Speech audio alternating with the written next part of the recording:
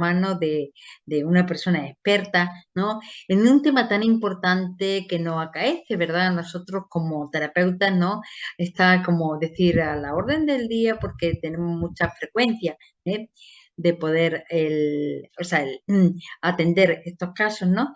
Y entonces hoy tenemos, como decía, tenemos la oportunidad de profundizar en este tema, ¿no? De la mano de Carla Olivares, psicóloga, máster en abuso, el máster o sea, en abuso infantil, ¿no? Con 20 años de experiencia, ¿eh? Entonces ella nos va a llevar de la mano pues, un recorrido para facilitarnos a nosotros como terapeutas. Muchos de vosotros ya tenéis a lo mejor pues, conocimientos, ¿no? Pero realmente a todos tengamos o no siempre una repasadita, ¿no?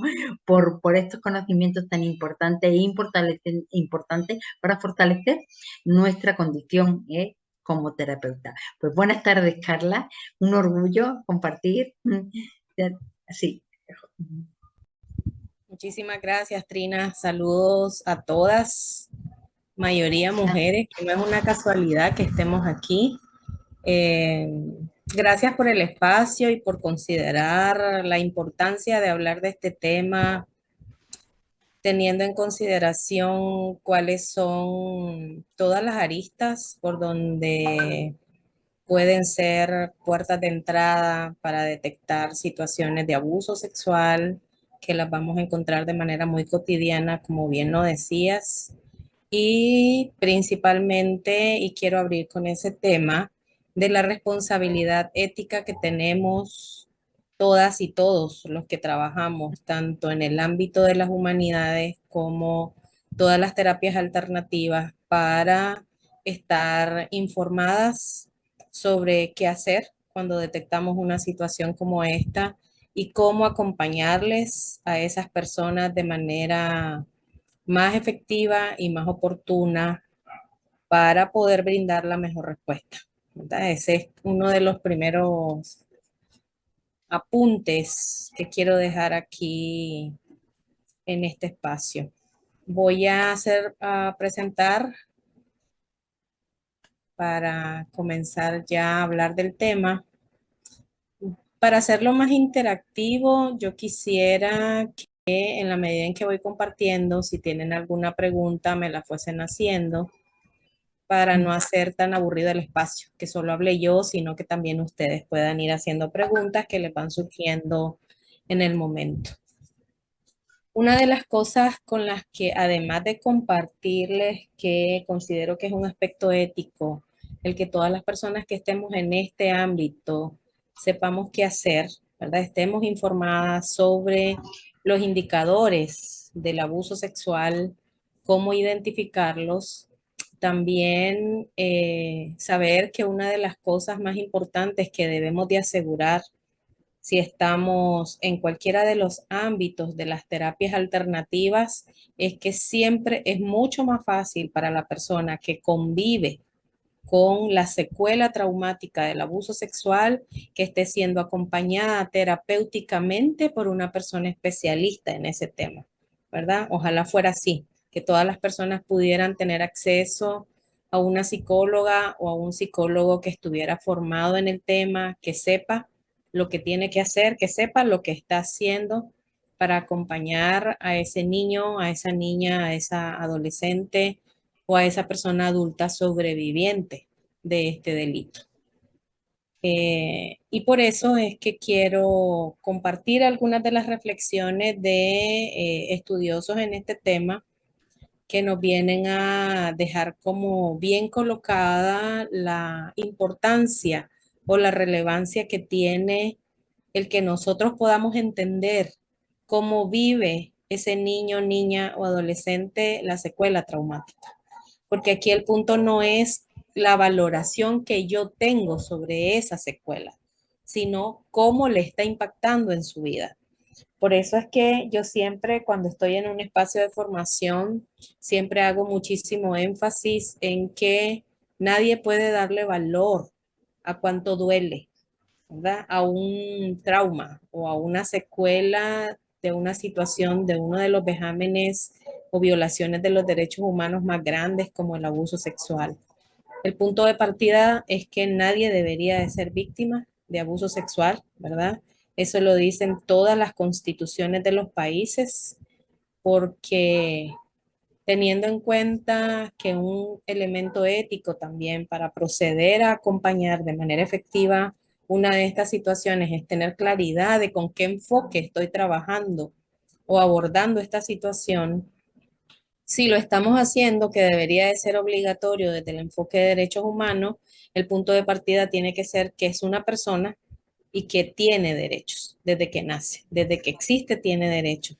Por tanto, sus derechos humanos están cubiertos por la constitución de cada país, donde como norma básica dice que ninguna persona debería estar expuesta a ninguna situación de violencia, ¿verdad? Mucho menos abuso sexual. Y es mucho más grave cuando el abuso sexual en más del 80% de las situaciones es cometido por quien debería de haberte cuidado y quien debería de haberte protegido. Y en esa lógica vamos a ir explicando la sintomatología, porque no es solo entender cómo se presenta en el cuerpo, por eso es que la narrativa de lo que digan las víctimas, la forma en que se replanteen lo que vivieron, es clave y por eso es la insistencia de que tenga que tener un acompañamiento psicológico, porque no sirve de nada en un tratamiento integral o en una atención integral. Lo importante es atender lo que está pensando, lo que está sintiendo y cómo lo está viviendo en el cuerpo la persona que está lidiando con esa sintomatología. Y en el marco de esta lógica de pensamiento, quiero mencionar lo que David Finkelhor menciona, valga la redundancia, con respecto al tema del delito sexual, del tema del abuso sexual. Y aquí es importante que hagamos un énfasis y nos detengamos a reflexionar en esto, porque no podemos tomarnos a la ligera el acompañamiento de una víctima de abuso sexual, exactamente por eso, porque en los delitos de abuso sexual hay tres elementos indispensables que nosotros tenemos que trabajar sí o sí. Estamos obligadas a trabajar todas las personas que acompañamos a víctimas. El tema de la sexualidad, ¿verdad? Porque lo primero que el abuso sexual impactó es el cuerpo. Todo está en el cuerpo, todo pasó por ahí. Eso fue lo primero que fue impactado. Por tanto, la persona está obligada a saber cómo se trabaja con esa persona para volver a conectar con un cuerpo que le fue arrebatado, con un cuerpo que dejó de ser suyo, con un cuerpo que se violentó y que ahí están toditos los malestares. Por eso es normal que una víctima, es esperable que una víctima esté escindida, esté separada, esté disociada de su cuerpo, porque ese cuerpo es el que recibió el abuso, ¿verdad? La ofensa directamente. El otro tema del que debemos de saber es de poder, porque el abuso sexual es es un ejercicio de poder abusivo que comete la persona que infringe ese delito en contra de ese niño o de esa niña. Media, por supuesto, el abuso de poder no tiene que ver, y por eso es que es importante revisar todas las representaciones sociales que podemos tener alrededor de este tema. No es un enfermo mental, no tiene que ver con un problema económico, porque tiene menos acceso a dinero.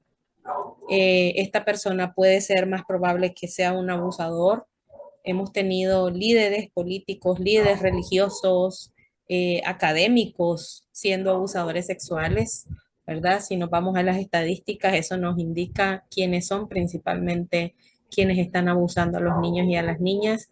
Y en la lista de las estadísticas en este país están padres, padrastros, abuelos, tíos, primos, hermanos, inclusive novios, porque ahora sí se está poniendo en evidencia el abuso sexual cometido dentro de las relaciones de noviazgo o de pareja, ¿verdad? Las mujeres, niñas o adolescentes ya pueden denunciar este tipo de delito que viven dentro de las relaciones cuando antes todavía no eran reconocidas. Y el otro tema es la violencia misma. Si nosotros no entendemos sobre violencia, tampoco vamos a entender todas las violencias que están involucradas también como parte de esa secuela traumática, ¿verdad? Todo lo que podemos encontrar en ese bagaje de secuelas que vamos a encontrar, en esa sintomatología que vamos a encontrar. Entonces, si ustedes ven, ese hilo conductor nos dice, definitivamente quien acompaña tiene que tener los elementos básicos o la formación especializada para poder acompañar a las víctimas, ¿verdad? Entonces, este elemento que nos pone Finkelhor en la mesa es que en ningún otro evento de violencia que no sea violencia sexual aparece ese elemento sexual. Por tanto, toda vez que ese elemento sexual, inquietud sexual, curiosidad sobre el tema, conducta sexual problemática, prácticas abusivas sexuales presentes, siempre sospechen de que hay un antecedente de abuso sexual. Siempre, cuando esté este elemento sexual, es lo que nos dice Finkelhor, en lo que nosotros tenemos que poner el ojo. Sospechemos. La doctora Batres, en uno de los espacios en los que ella estaba de docente, le preguntaron cuándo es que hay que preguntarle a una víctima si ha vivido abuso sexual en la consulta. Y ella dijo, desde la primera consulta. Porque, y esto lo contrarresto con una investigación que yo hice para un artículo de una revista donde hice una consulta con mujeres adultas sobrevivientes a las que yo les había acompañado terapéuticamente y a algunas que no, que yo sabía que sí eran sobrevivientes. Les pregunté cuáles eran algunos de los desafíos que ellas habían encontrado en las terapias donde habían andado. Que generalmente las víctimas siempre van de consulta en consulta, tratando de encontrar la consulta o la atención que más responda a sus necesidades. Y una de las cosas que ellas respondieron es que nunca les habían preguntado si habían vivido abuso sexual. Solo se quedaron trabajando la sintomatología o cualquier otro problema alterno al abuso sexual, pero nunca preguntaron si el origen de ese malestar psicológico estaba vinculado con una experiencia de abuso sexual. Entonces, en la conclusión podríamos tener dos alternativas en el escenario.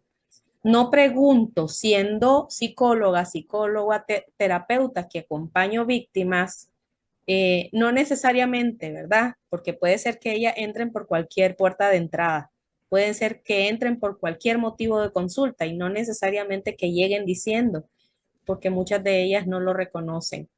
Entonces, si nosotros como psicólogos y psicólogas, atendiendo en clínica o acompañando de cualquier forma, no hacemos la pregunta, esa persona que no tiene claro que todo lo que está viviendo en este presente está relacionado con esa experiencia de abuso sexual, nunca lo va a poder reconocer, toda esa conexión que existe alrededor de toda su sintomatología.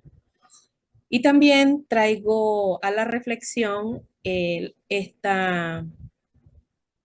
mensaje que la doctora Herman nos deja en su libro Trauma y Recuperación, donde dice que el propósito que el violador tiene es aterrorizar, humillar a su víctima, dejarla totalmente indefensa.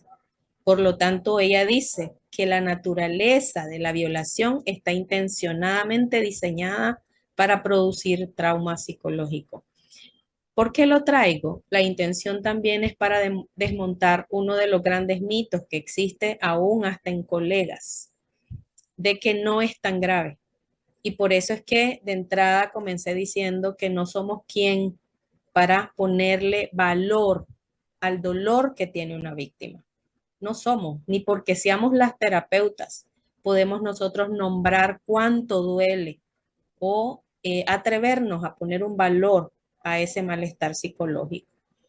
Entonces, y otra de las cosas también por las que los traigo es que hay muchas líneas de pensamiento que también dicen que el trauma no está en lo que sucedió, sino en lo que quedó como producto de lo que pasó. Sí y no. Y en el abuso sexual definitivamente es cuestionable, porque el abusador sexual, por el vínculo que tiene con el niño o con la niña que escogió como víctima, definitivamente sí que ya desde el vínculo y la forma o las estrategias que utiliza, tienen toda la intención o están todos los escenarios facilitadores para que deje una secuela significativa en ese niño o en esa niña. Entonces, esos son puntos importantes a tenerlos en cuenta. ¿Cuáles son las sintomatologías, por tanto, que nosotros podemos encontrar más marcadas y evidentes? Recordemos que cada persona es un individuo único, por tanto, la sintomatología también va a ser muy particular. Aunque la literatura a nosotras nos diga que esto es lo que podemos encontrar, hay algunas cosas que sí pueden estar y otras que no, ¿verdad? O también la dimensión en la que lo encontremos también difiere de una persona o de otra. ¿Qué es lo que puede marcar muchísimo la diferencia de la dimensión o la intensidad en cómo se vive la sintomatología o se convive con esa sintomatología? Toda la literatura también apunta a que a más temprana edad comienza el abuso sexual o se dé la experiencia abusiva, hay muchas más probabilidades de que la secuela traumática sea muy vivida de forma más evidente, por decirlo así. No es evidente la palabra, que se vea de forma, se viva de forma más significativa para la persona, principalmente en detrimento de sus etapas de desarrollo, ¿verdad? Porque, y lo vamos a ir hablando en la medida en que yo vaya desarrollando la presentación, que tiene que ver, porque entre más temprano comienza, es mucho más probable que encontremos mayores secuelas, ¿verdad? O secuelas que duren o perduren durante más tiempo, ¿verdad? Porque nosotros podemos encontrar una adulta que llega a la atención que todo lo que ha vivido es producto de una situación de abuso sexual que vivió a los 6 años y sigue lidiando con toda la sintomatología que ha ido de médico en médico, porque también las sobrevivientes van a consultas de manera muy frecuente. eh, Tanto las adolescentes como las mujeres adultas reciben un caudal de diagnósticos, ¿verdad? Por donde van pasando por toda la sintomatología que los médicos van encontrando sin tener claridad de dónde se están originando esas secuelas. ¿Qué podemos encontrar entonces en los niños y en las niñas en la primera infancia? Por supuesto, retraimiento social.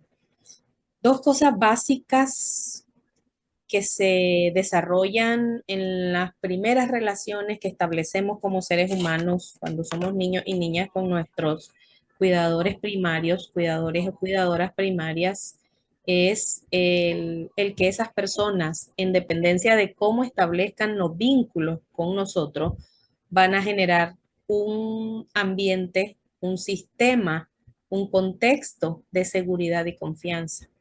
Por tanto, si quien me tengo que cuidar de quién me debería proteger, definitivamente eso para los niños y las niñas, leerlo, interpretarlo, entenderlo es sumamente complejo. Por eso es que la doctora Herman también en su libro dice que una de las interpretaciones, una de las narrativas, no me gusta la palabra interpretaciones, pero una de las narrativas o lecturas que los niños y las niñas terminan haciéndose es porque necesitan seguir creyendo que las personas son buenas, especialmente sus cuidadores, que lo que les pasó tiene que ver con algo que está mal con ellos.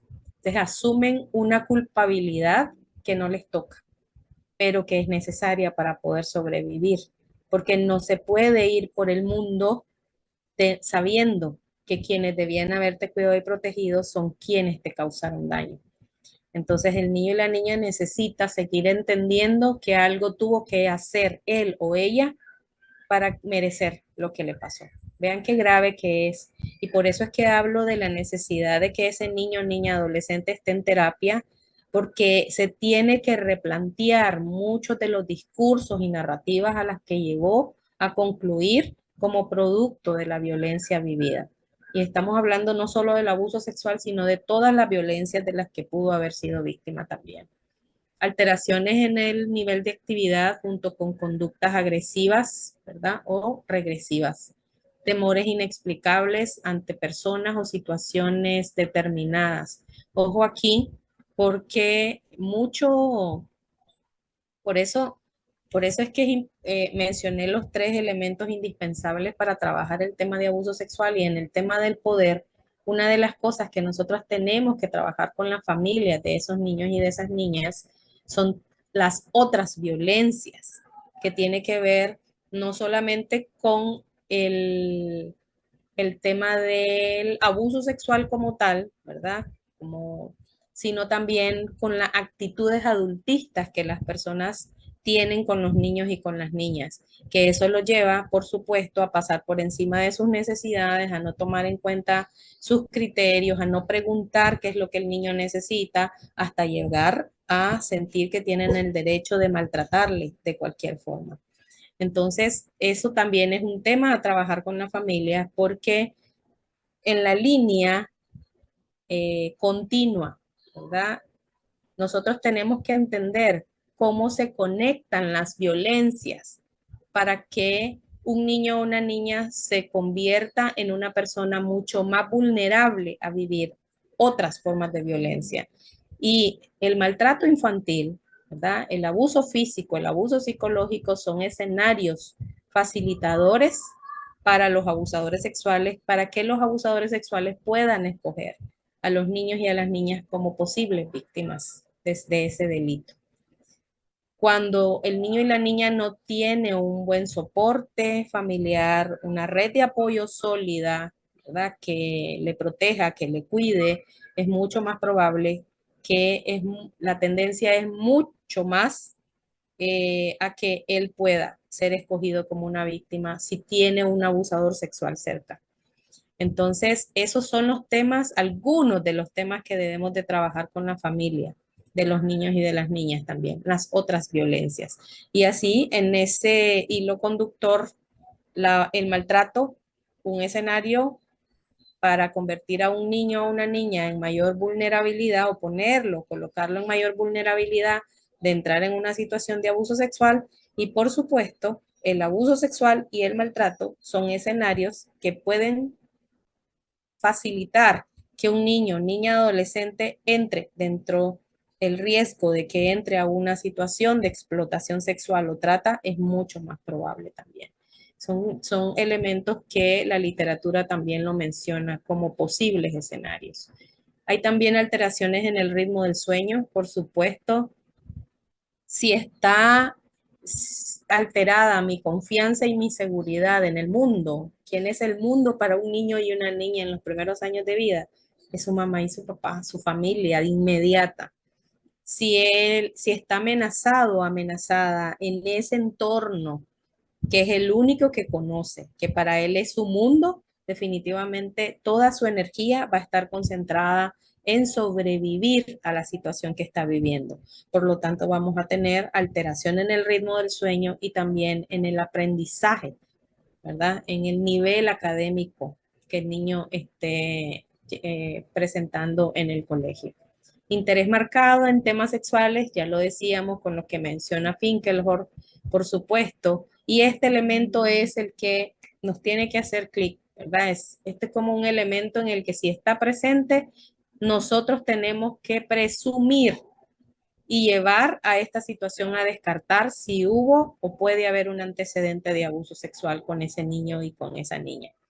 Ojo aquí con esto, porque hay ahora con el tema del abuso entre pares, hay dos situaciones o dos escenarios que tenemos que tener en consideración y todos los estudios están indicando de que un niño o una niña que ha vivido abuso sexual está en muchas más probabilidades en las primeras etapas de desarrollo, tiene mucha más probabilidad de volverse reactivo a esa experiencia de abuso porque replica lo que aprendió o lo que está aprendiendo a través de eso, utilizando a otros niños, el cuerpo de otros niños y de otras niñas para replicar esa conducta.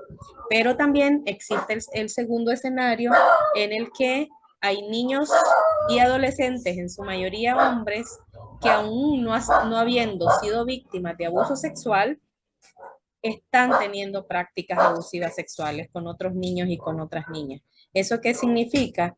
Que están teniendo acceso a algún tipo de información que les está llevando a tener conductas abusivas. ¿Qué significa esto? La pornografía, ¿verdad? Y las últimas investigaciones están indicando que los niños desde los 9 años están teniendo acceso a páginas pornográficas por el acceso que tienen a todos los dispositivos. Entonces, eso es un enorme riesgo. Y además, esta cultura que tiene muchísimo prejuicio alrededor de la sexualidad, no le habla de sexualidad sana, abierta ni placentera a los niños y a las niñas, pero los niños y las niñas están aprendiendo de sexualidad a través de otros, de pares, que les están hablando sin tener mayor información o están buscando alternativas de respuesta a todas sus dudas y las consultas que puedan tener alrededor de eso. Entonces, por ahí vamos con los últimos estudios alrededor de esto. En preescolares podemos encontrar, por supuesto, una conducta mayormente sexualizada y ahí podemos ya ver más claramente evidencia de cómo se pone en manifiesto eso. Meterse objetos en la vagina o el ano, podemos encontrar masturbación compulsiva, comportamiento seductor, pedir estimulación sexual o conocimiento sexual precoz. El escenario, el, la dinámica en la que ocurre el abuso sexual es única exactamente por eso, porque los niños y las niñas no deberían de manejar información sobre algunos detalles específicos que se dan solo en contextos donde dos personas adultas están teniendo acceso a una información sobre sexo, sexo explícito. No deberían de manejar esa información ni deberían de contar con esos elementos. Cuando ya están, es que hay que descartar, ¿verdad? Si el niño ya habla específicamente de temas como te voy a dar, te la voy a meter, sonidos específicos alrededor de lo que puede pasar en una relación sexual explícita y etcétera, ¿verdad? Ese tipo de comentarios que los niños y las niñas puedan hacer. Pueden haber también más problemas internos como depresión y en las investigaciones que se ha hecho, ahí es donde tiene que ver el elemento de género. Y este énfasis lo hago también para seguir hablando del aspecto ético de los enfoques, de la claridad de los enfoques que tenemos que tener. Además del enfoque de derechos humanos, trabajar con enfoque de género es clave para poder determinar por qué la sintomatología se presenta de ciertas formas en niños y en niñas. Y las investigaciones están diciendo que generalmente son las niñas que presentan mayor depresión. Y eso tiene una lógica en las formas en las que nos están socializando como mujeres. Cómo somos socializados hombres y mujeres también depende de cómo vivimos y vemos el mundo, ¿verdad? Y cómo nos relacionamos y nos vinculamos entre hombres y mujeres para poder presentar también la secuela en función de las formas en que estoy percibiendo las cosas. Entonces, las niñas se van más hacia la depresión, ¿verdad? Conductas más depresivas, por supuesto, tiene lógica porque a las mujeres se nos prohíbe expresar el enojo. Por tanto, todos los malestares alrededor del enojo, frustración, ira, todo lo que podemos experimentar se va hacia adentro.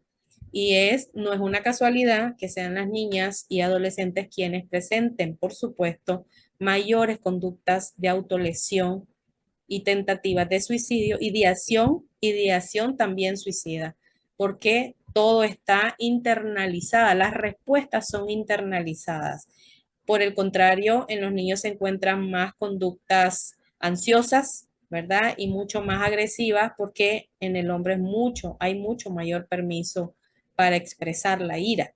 Entonces, generalmente van hacia agredir a otros niños o niñas y por eso también, si lo extrapolamos al tema de las prácticas abusivas sexuales, es mucho más probable que una niña que aún habiendo sido reactiva en un inicio, después de la experiencia abusiva, es más probable que se detenga más rápido que un niño o un adolescente. en esas prácticas abusivas sexuales, porque en las niñas se trabaja más la empatía, en los niños no. Entonces, la niña tiende a detenerse más pronto que los niños y los adolescentes, ¿verdad? Y eso conectado con las investigaciones también que arrojan que investigaciones que se han hecho en España y en Estados Unidos, de que los adolescentes, los abusos sexuales en los depredadores, que ya tienen la categoría de depredadores porque la investigación se hizo con privados de libertad, están comenzando desde la preadolescencia. O sea, son preadolescentes y adolescentes que comenzaron con prácticas abusivas sexuales y nadie trabajó ahí para detener esas conductas y evolucionaron hasta una conducta de depredador. Y eso definitivamente también está sustentado en las investigaciones. Vamos a encontrar miedo, por supuesto, por todo lo que ya hablábamos. ¿Cómo no vas a tener miedo si tenés que cuidarte de quien debería de haberte cuidado y protegido? Pesadillas, es tan doloroso la forma en que los niños y las niñas viven esto, porque definitivamente cuando hay un evento que está siendo, ha dejado una secuela traumática, en vigilia generalmente aparecen los flashbacks, ¿verdad? Cuando ya está instaurado el trastorno de estrés postraumático, no está tranquilo ni en vigilia ni mientras duerme. Entonces es una lucha de estar despierto y aparecen las imágenes de manera involuntaria o está dormida o dormido y aparecen las pesadillas, ¿verdad? La información aparece en forma de pesadillas. Por supuesto, baja autoestima y ojo con esto porque por eso es que si en algún momento volvemos a hablar de este tema, de cómo tenemos que trabajar, y yo en mi formación como trabajo es con la terapia trifásica, o sea, de 3 fases, en la que nosotros podemos preparar toda una estructura, un escenario previo a la revelación que el niño, niña o adolescente pueda hacer para que las condiciones estén dadas para que lo haga. Y hablo de esto con el tema de autoestima porque generalmente es un tema de cajón en las terapias cuando no se ha llegado a encontrar que el origen de ese pobre concepto o imagen que se tiene de sí misma, por supuesto, tiene una vinculación directa con haber sido víctima de abuso sexual. Trabajar el tema de autoestima sin haber preparado las condiciones es también se vuelve muy frustrante para las niñas, niños y adolescentes porque estamos estimulando que aprenda a amarse, que aprenda a cuidarse sin haber cuestionado por qué dejó de hacerlo, ¿verdad? Entonces, si no tenemos claridad que la secuela es producto de la situación que vivió, definitivamente seguimos teniendo problemas en la intervención porque seguimos trabajando o poniendo el foco en la sintomatología, en la secuela y no en la persona que lo está viviendo y que de alguna forma llegó a eso por las formas en que está pensando o las narrativas que tiene de sí misma. Por supuesto, hiperactividad o podemos tener el otro extremo, ¿verdad? Totalmente pasivo o pasiva.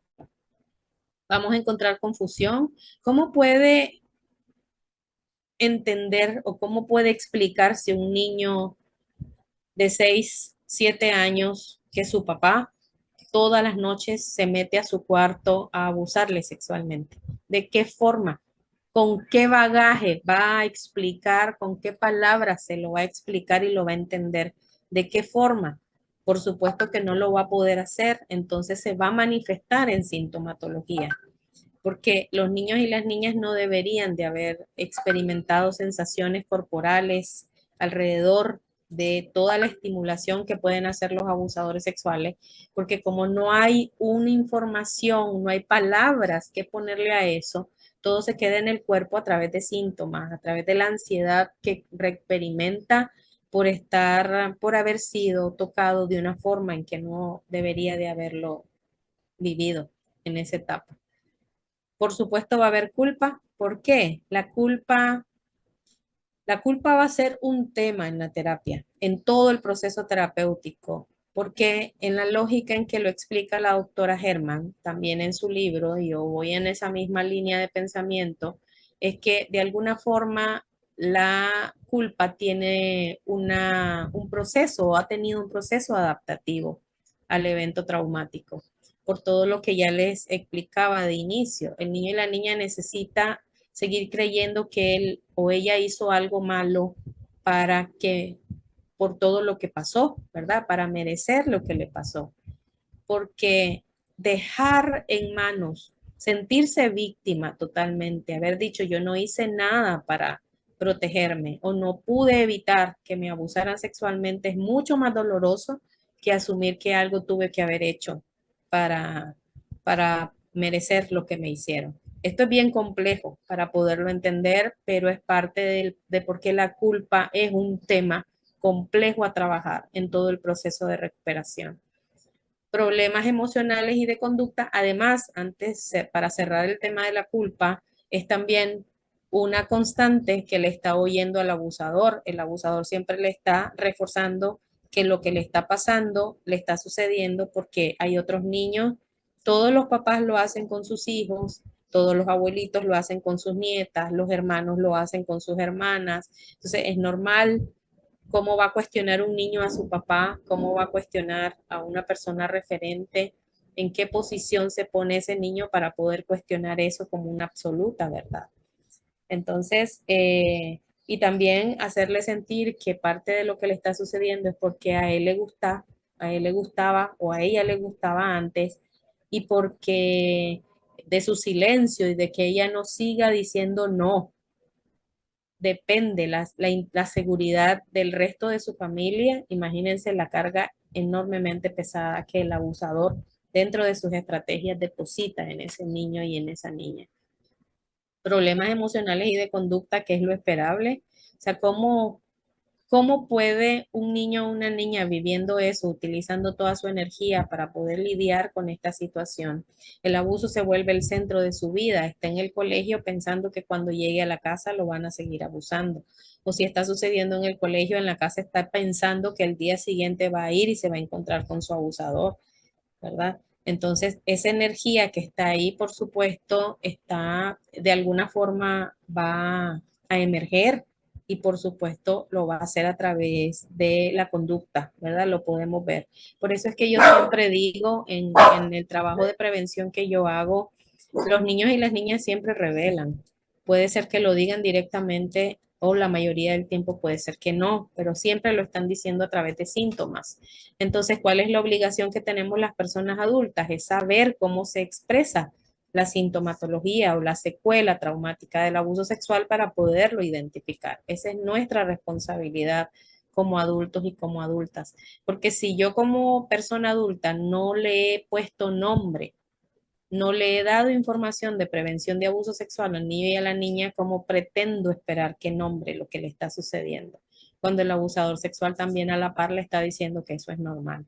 Entonces va a tener menos información y por supuesto por la etapa en la que se encuentra no va a tener las habilidades ni los recursos psicológicos para poder nombrar lo que le está pasando.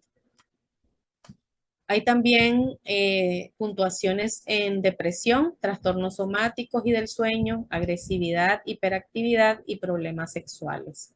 Suelen presentar también funcionamiento académico global más bajo, lo que ya les mencionaba, y problemas de aprendizaje, por supuesto. Conductas sexuales problemáticas o PAS, ¿verdad? Que son lo que antes se conocía como reactividad.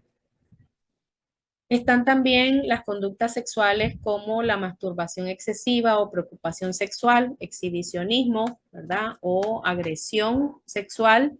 Los niños y niñas que se sentían culpables presentaron más síntomas, por supuesto, ¿verdad? Un niño o una niña que siente que él provocó, siempre sus explicaciones van a estar alrededor de eso. Aparte de eso, la doctora Germán también menciona que cuando nosotros tenemos a la niña, niño, adolescente víctima de este delito en terapia, no solamente estamos dos personas, hay una triada, porque también está presente de alguna forma el abusador a través de todos los mensajes que dejó ahí, de todo el aprendizaje que dejó, producto de toda la repetición constante de lo que él le decía para justificar lo que estaba haciendo.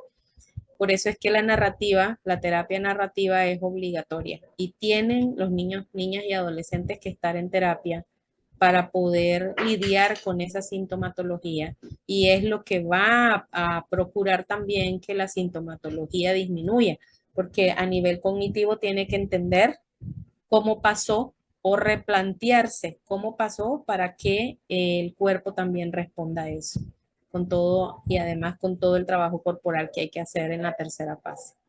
Hay un significativo descenso de sus sentimientos de autovaloración y autoestima y por supuesto depresión y miedo en general.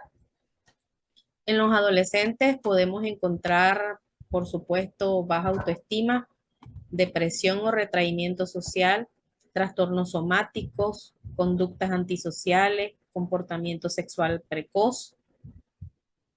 Podemos ya encontrar un sinnúmero de diagnósticos, ya los han llevado a consultas psiquiátricas y ya hay un concurso de diagnósticos a partir de los y las adolescentes. Y ojo con esto porque definitivamente esto es muy mío, siempre lo digo en los espacios que comparto. El manual diagnóstico de enfermedades mentales no tiene enfoque de derechos humanos ni enfoque de género. Por tanto, los nombres están centrados más en el malestar que tiene la persona que en la situación que lo provocó, ¿verdad? Entonces, querramos o no, son peyorativos, ¿verdad? Etiquetan a la persona.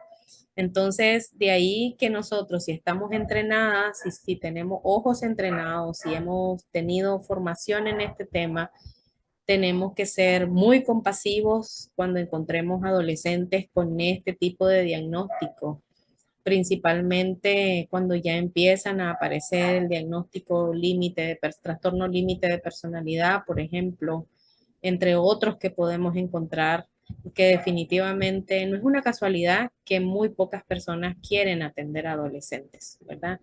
Y principalmente cuando han tenido todo este historial de abuso sexual. Podemos encontrar también pérdidas de apetito o trastornos de la conducta alimentaria.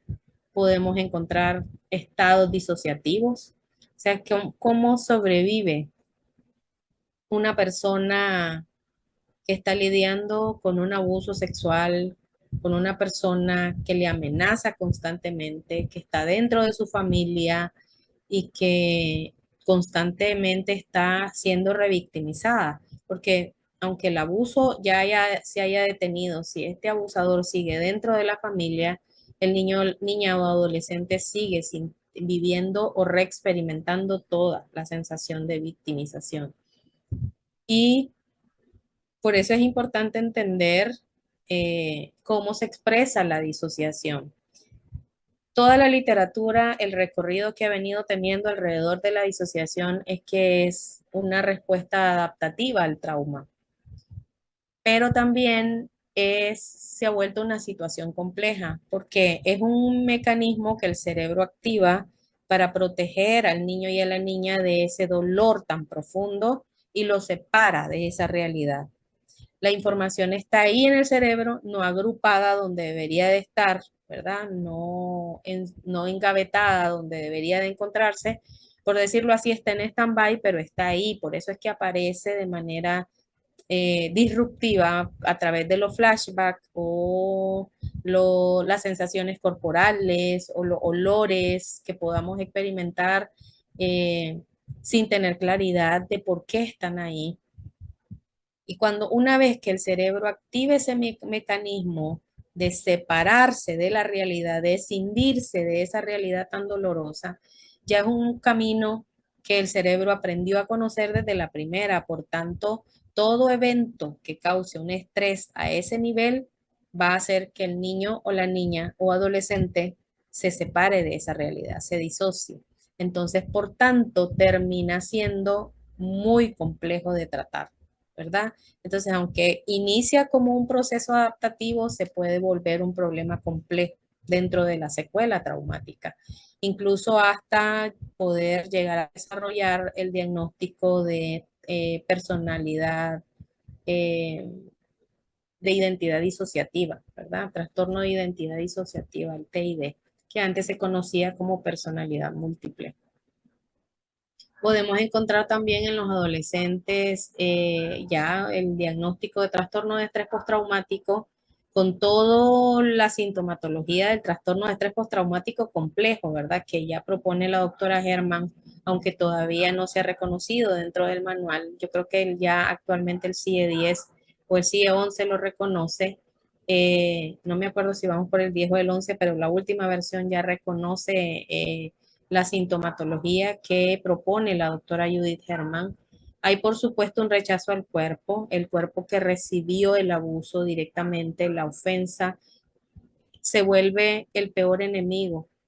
Es un cuerpo que, por supuesto, ¿qué es lo único seguro que nosotros tenemos al nacer? Es nuestro cuerpo. Se termina siendo ese territorio que es mío, lo único que me separa de la otra persona.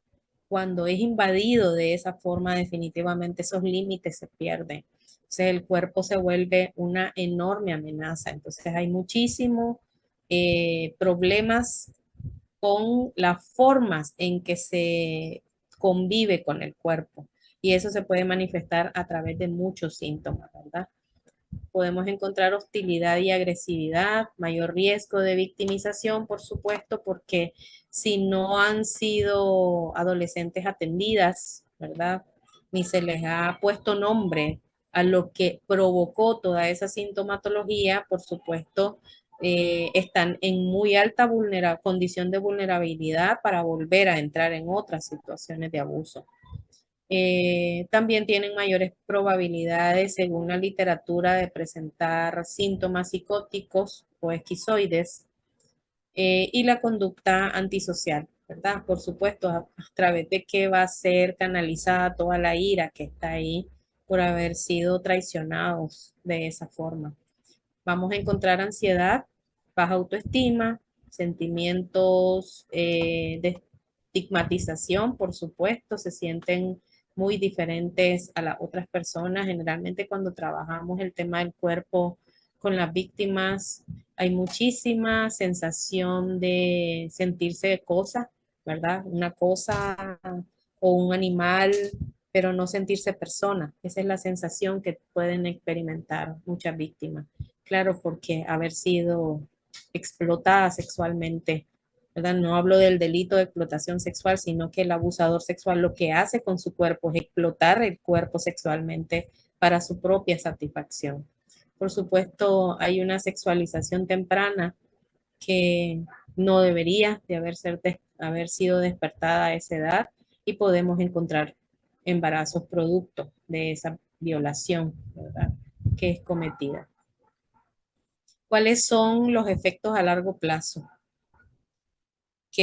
¿Cómo voy con el tiempo? Trina, ¿me pueden ir diciendo si voy bien con el tiempo o ya me estoy pasando? Eh,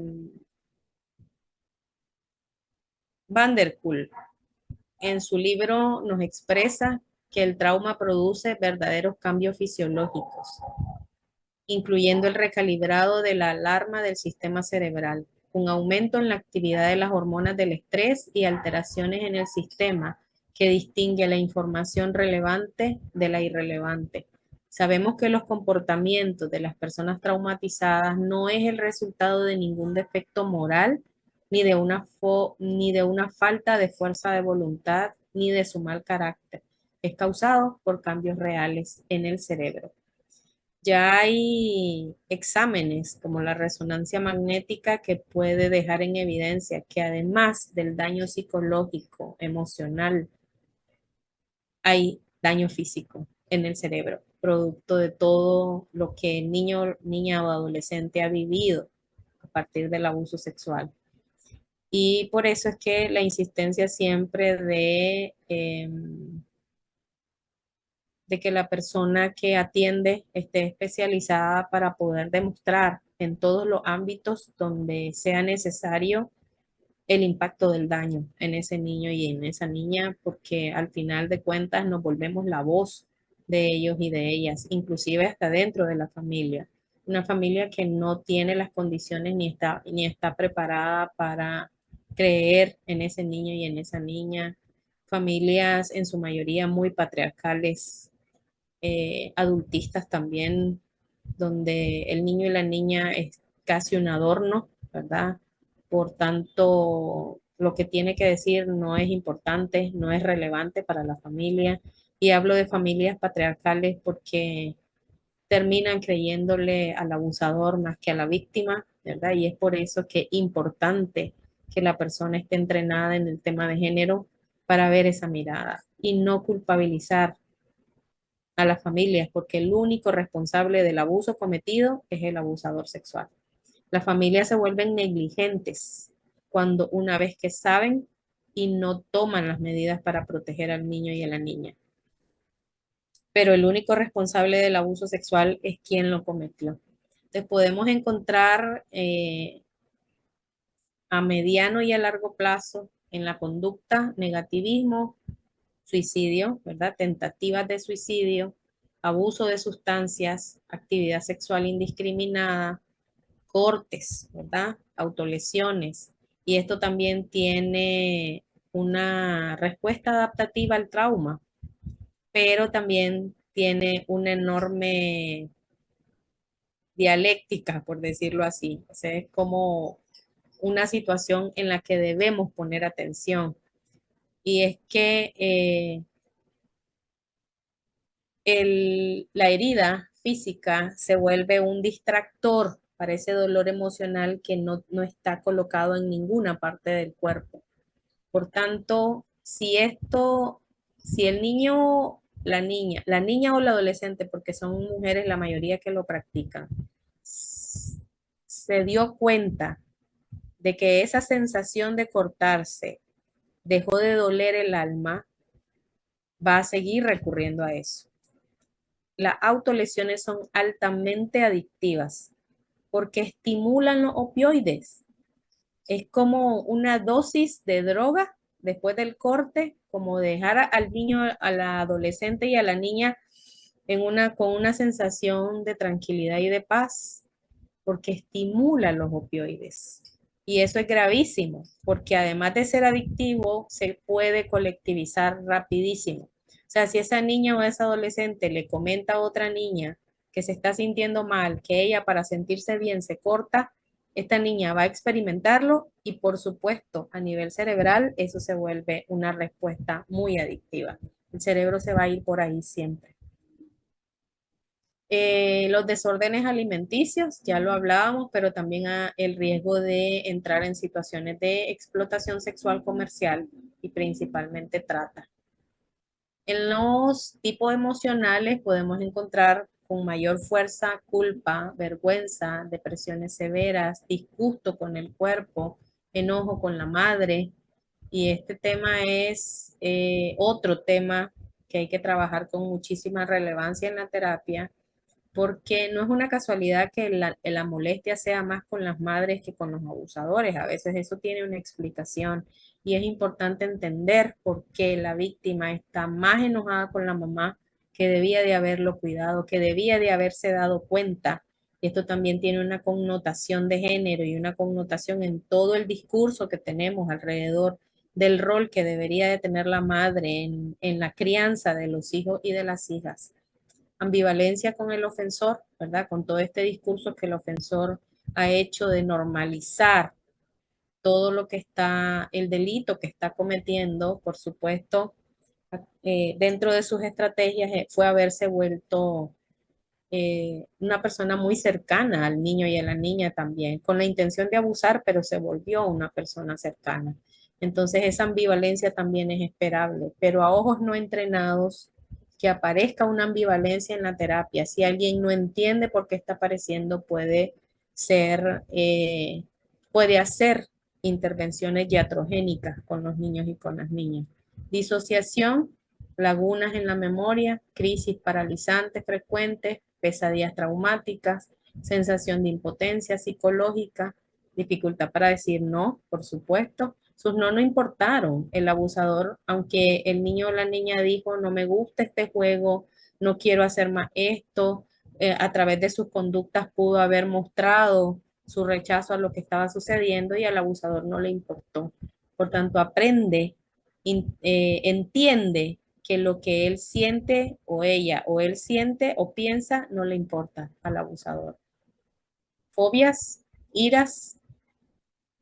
En los problemas físicos podemos encontrar cefaleas, problemas psicosomáticos, úlceras gástricas, desórdenes de la piel, personalidad múltiple, no, ahí no debería de haber aparecido, u otros diagnósticos como esquizofrenia.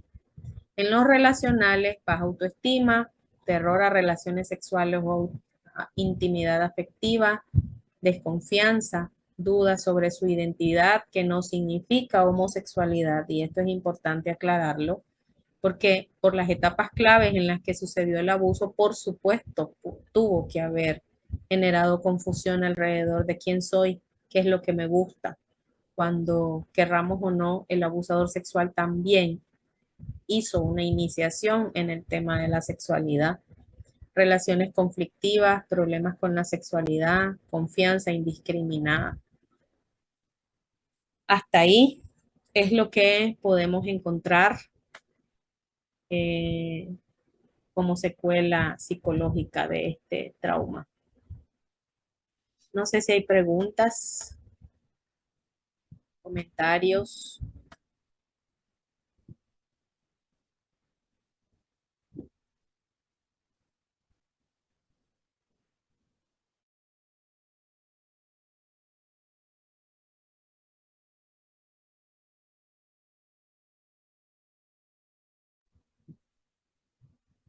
¿Alguien Sí, pregunta? ¿alguna pregunta? Este silencio puede significar muchas cosas. Sí, ¿verdad? Eh, Aló, sí, sí, bueno, lástima que no logré, bueno, soy Josefa Solari, ¿verdad? Un gusto, realmente sé de la trayectoria de Carla Olivares, pues de muchos años de experiencia, me perdí prácticamente, venía luchando con este teléfono y para variar, yo lo último, el audio, pues hasta ahorita. Pero te felicito en primera instancia, pues a Carla y por el tiempo, por compartir con nosotros. Y Trina, a ti en verdad eres increíble porque temas como estos realmente nosotros lo necesitamos.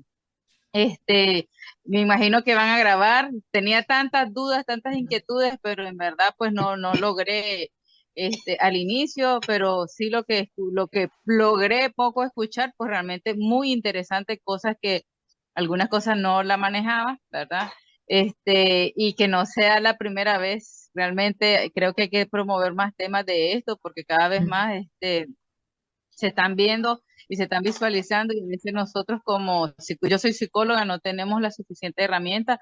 Bien lo decía, hay que prepararse, hay que tener, porque realmente una persona que no esté preparada, podemos conocer muchas cosas, pero si no tenemos, digamos, todas las herramientas, no vamos a poder ayudar y más bien lo que vamos a hacer es este, no darle el apoyo realmente que se necesita a un niño. Es lástima porque hay pocas personas que trabajan en esta parte del abuso sexual y hay muchos niños que están siendo abusados este, mm, actualmente, de verdad que sí, no actualmente, pero se está visibilizando más esa parte. Pues agradezco mucho, como decía, ¿verdad? A Trina, al equipo y a ti, pues, que eres una gran profesional experta. Y mm. lástima, pues, pero me imagino que va a quedar grabado, entonces voy a escuchar. Sí, por supuesto, no, perdona Carla que te he interrumpido, quería contestarle. ¿Sepa algo? Mm, Sí, muchísimas gracias. El tema de las estadísticas ahorita es un asunto bien serio. Y siempre la estadística deja en evidencia que hay un subregistro, ¿verdad? Porque la estadística solo pone en evidencia las personas que están teniendo acceso a los procesos de judicialización, pero no están todos los niños y las niñas que no han podido tener ese acceso. Entonces, en las estadísticas actualmente están diciendo que entre 10 niños y niñas por día están viviendo abuso sexual en este país. Nosotros deberíamos estar como país en una alerta roja por esa estadística, pero definitivamente, eh, bueno, será un tema en el que todas nos tendríamos que posicionar desde nuestro activismo personal, de qué estoy haciendo yo desde cada uno de nuestros espacios, ¿verdad? ¿Qué estamos haciendo desde nuestros espacios para hacer prevención de este tema, para hablar de este tema, porque necesitamos continuar hablándolo? Los abusadores están utilizando todo eso que nosotros no hacemos o dejamos de hacer como escenario facilitador para continuar cometiendo este delito, ¿verdad? Porque no estamos hablando de prevención de abuso sexual al nivel que deberíamos estarlo haciendo. Y yo, Carla, a raíz de lo que dice, por ejemplo, yo, bueno, pues llevo 30 años practicando la terapia floral, ¿no?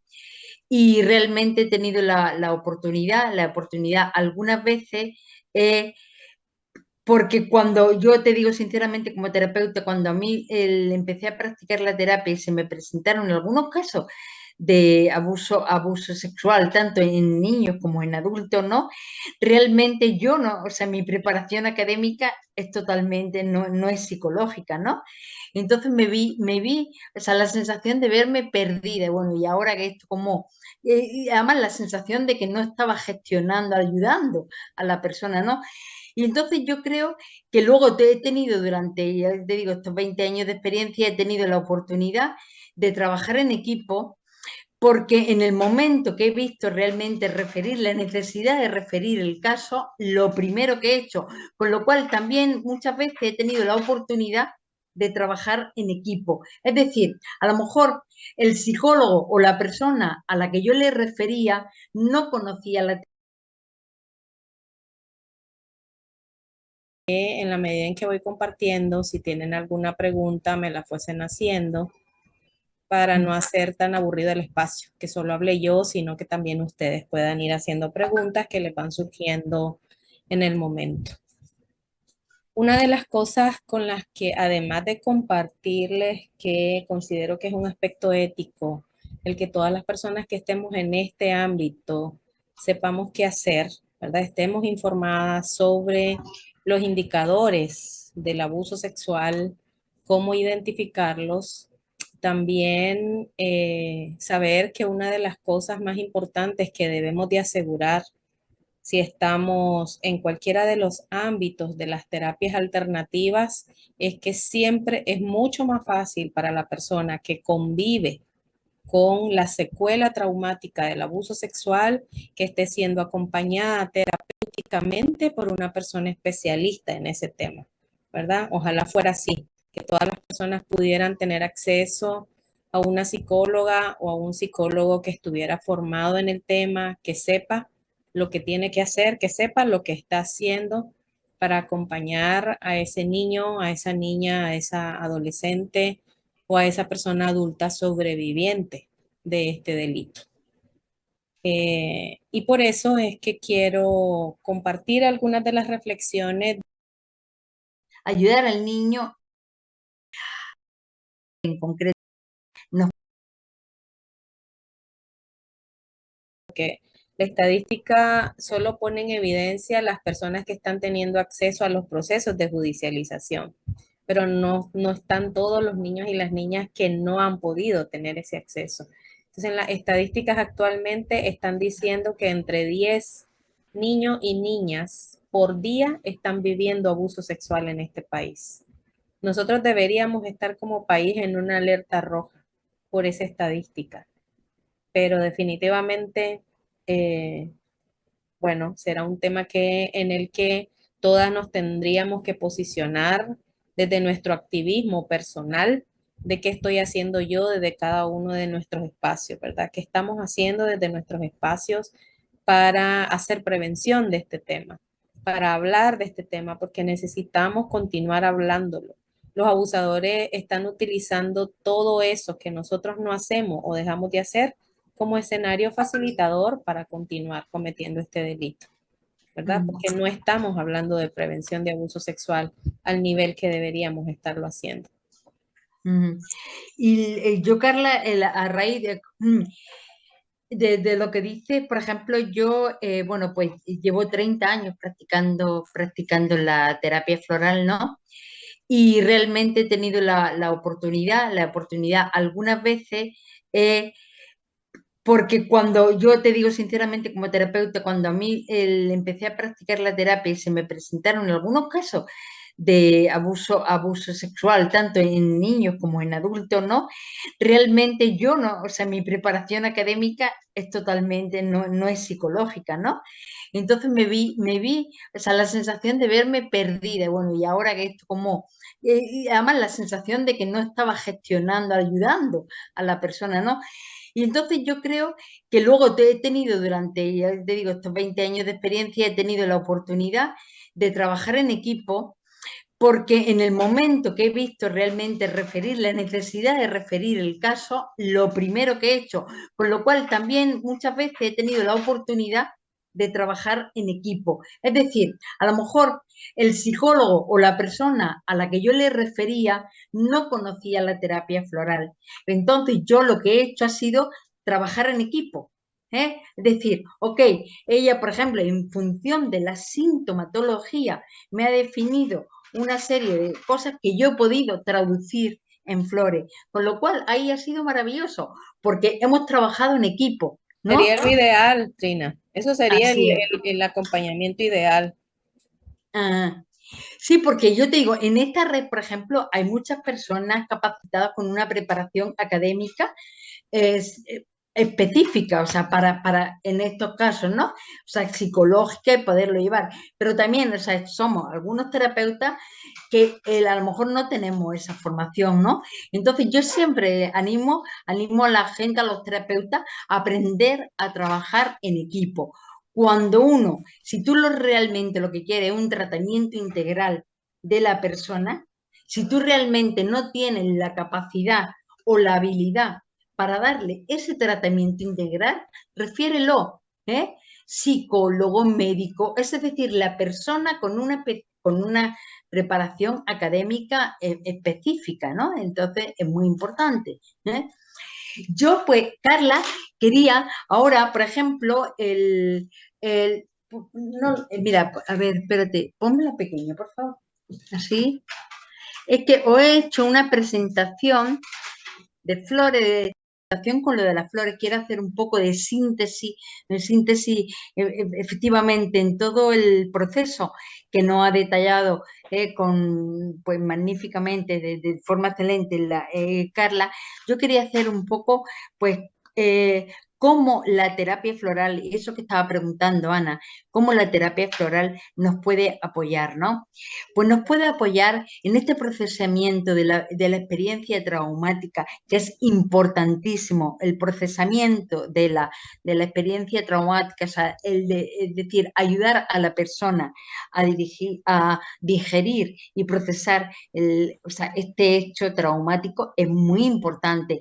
Es muy importante porque es una cosa que se produce de una forma momentánea en un momento, pero puede tener un efecto muy importante a largo plazo, con una serie de secuelas psicológicas, físicas, todo a largo plazo. Por eso es muy importante su procesamiento. Este procesamiento nos va a facilitar, por una parte, como un mayor entendimiento, comprensión de la ocurrencia, del hecho traumático. ¿Eh? O sea, eso es importante. Por ejemplo, y aquí nos viene, o sea, la primera flor que a mí me viene a la cabeza es la flor, el brote de castaño, ¿no? El brote de castaño, efectivamente, yo creo que en este proceso es una flor, todas las flores, vosotros sabéis que nos amplían el nivel de conciencia, ¿no? Pero realmente el brote de castaño es como, si nosotros observamos a lo mejor, pues que a ese niño que estamos tratando, que a lo mejor le cuesta entender, o sea, lo que ha pasado, porque efectivamente, como estábamos diciendo a ellos, o sea, como proyecta la responsabilidad, no la proyecta fuera, la proyecta dentro, en sí hay un sentimiento de culpa. Entonces, por ejemplo, el brote de castaño ante ese error lo que va a hacer es ampliar tu conciencia efectivamente sobre la efectividad, o sea, no la efectividad, sino sobre la realidad. O sea, ¿de dónde está ubicada la realidad, ¿no? Entonces, o sea, que la persona no proyecte, o sea, no proyecte en sí mismo, sino que realmente ubicar esa responsabilidad, ¿no? Luego, por ejemplo, también es muy importante, por eso es importantísimo el acompañamiento psicoterapéutico, ¿no? Porque tenemos que propiciar la expresión tanto de sentimientos como de pensamientos que están relacionados con el abuso. O sea, es como decir, da oportunidad de que se abra, de que pueda expresar lo que hay dentro, ¿eh? Lo que hay dentro es realmente, por ejemplo, porque antes, Carla lo ha comentado efectivamente, que muchas veces lo de la disociación, efectivamente, porque muchas veces a lo mejor el no querer asumir que es una víctima y que realmente el abusador es el responsable, ¿eh? Entonces esto nos hace adoptar ¿cómo se diría? Una actitud muy asociativa. Entonces, por ejemplo, Flor, os pongo un ejemplo, puede haber más flores. Yo menciono, a lo mejor en este caso, os voy a mencionar a lo mejor algunas flores en concreto, pero realmente, como siempre os digo, la terapia floral, el sistema floral está basado en el principio de individualidad. Cada persona lo va a gestionar y lo va a procesar de forma distinta. Y nosotros, como terapeutas, lo que tenemos que focalizarnos en cómo está procesando cómo la persona en concreto, ¿no? Entonces, en ese caso, para propiciar la expresión tanto de sentimiento como de pensamientos relacionados con el abuso, dejarlo hablar, que saque a la lagrimonia. Y también muchas veces el castaño blanco, ¿eh? El castaño blanco, porque incluso muchas veces a lo mejor se pueden presentar personas que a lo mejor o sea, de una forma obsesiva, hay como una neurosis obsesiva, o sea, simplemente, y lo que necesita es abrir la caja de Pandora, ¿eh? Y realmente sacar todo lo que hay ahí dentro, ¿no? Y luego, por ejemplo, que Carla también lo ha comentado, es importantísimo ayudarle a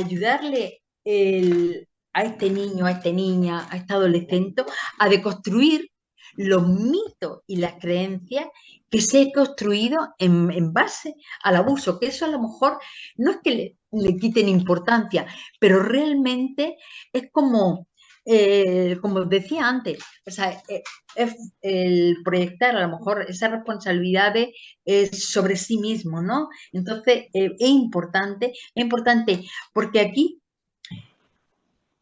es bueno centrarte en lo que es tuyo, o sea, es decir, no lo que te han inculcado, no las creencias, no los mitos, sino realmente, y por ejemplo ahí, en ese sentido, tocar tierra, ¿eh?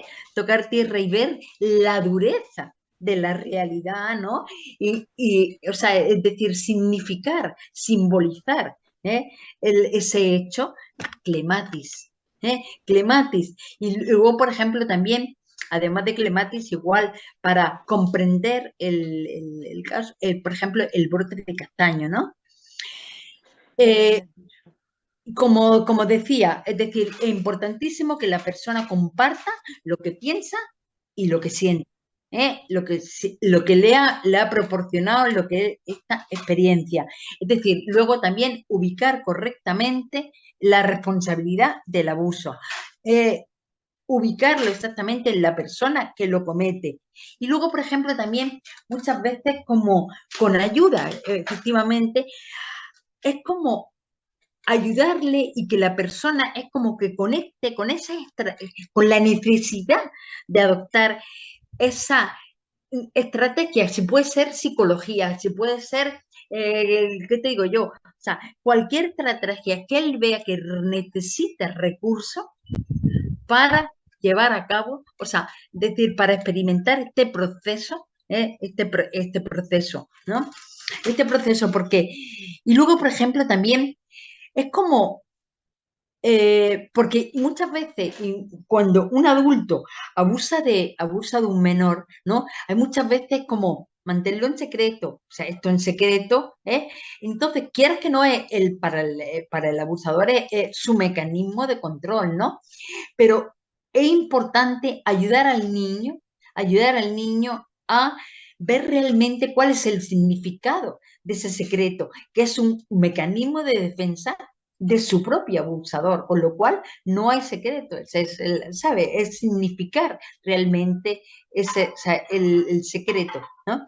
Y luego, por ejemplo, también, porque como cuando Carla hablaba de la confusión, efectivamente, lo que te os digo, trabajando en equipo con personas, con profesionales, ¿no? Pues realmente, pues hay una gran confusión, ¿no? Entonces es muy importante como terapeuta ayudar a la persona a realmente resignificar cada cosa, o sea, es decir, porque a lo mejor por un hecho traumático, pues te ha confundido y ya estás confuso sobre ese hecho, ¿no?